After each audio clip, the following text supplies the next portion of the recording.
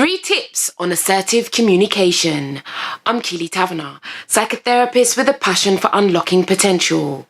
This video is for the people out there who struggle to convey what they want and what they need to others. If you struggle to get your point across, or if you have communication challenges with certain people in your life, then this video is going to be for you. Remember, we are either assertive when we communicate or we are passive. When we are passive, we neglect our own needs. We think about and worry about everybody else's and we negate our own. And by virtue of that, we end up not honoring ourselves, and it's likely that we'll become a people pleaser and we will have poor boundaries. I'll put a link to my videos on those topics above. Or if you're not passive, you'll be aggressive. When you communicate aggressively, all you care about is your own rights. You have no regard for anybody else and you rail through getting all your needs met, and people will be scared of you, and this is not optimal for communication. Now, when we communicate assertively, we are respectful of that person's needs. We're also respectful of our own. And in this video, I'll highlight 3 strategies to assist you with developing assertive communication techniques. Remember, I do 2 videos every week designed to inspire thought and encourage you to unlock your potential. To get my videos first, do consider subscribing to my YouTube channel, and don't forget to hit the notification bell. Firstly, when we decide that we're going to develop assertive communication, in my view, the first thing we need to do is to start to think about it.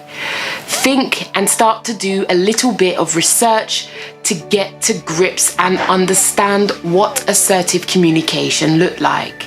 That might mean that you need to do some research on YouTube, buy a book, listen to an audio book. And then once you've got a grasp of the topic, then I would encourage you to start to practice being assertive with people who you don't know. So that might mean as you go out into the world, you start to practice assertive communication techniques.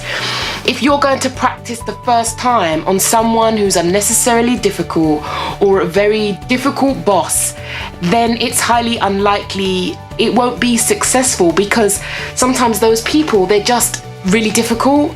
So my encouragement is to start small, do your research, and then start to practice. Start to practice on family members if they're not too volatile, and start to develop a skill, develop this skill in a non-threatening way.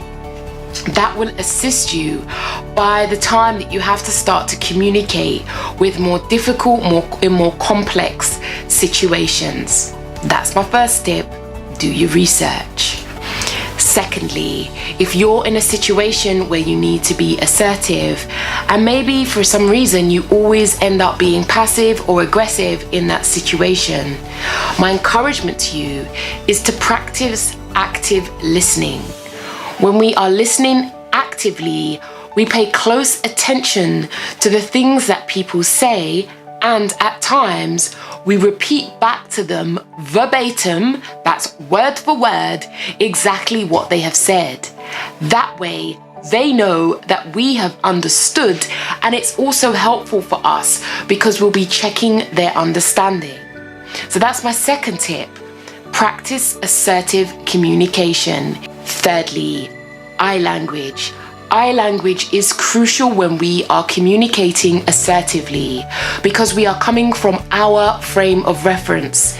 This is particularly important, especially if people try to sway you, manipulate you, or control you. When we use eye language, we are speaking from our subjective experience. No one can take that away from us.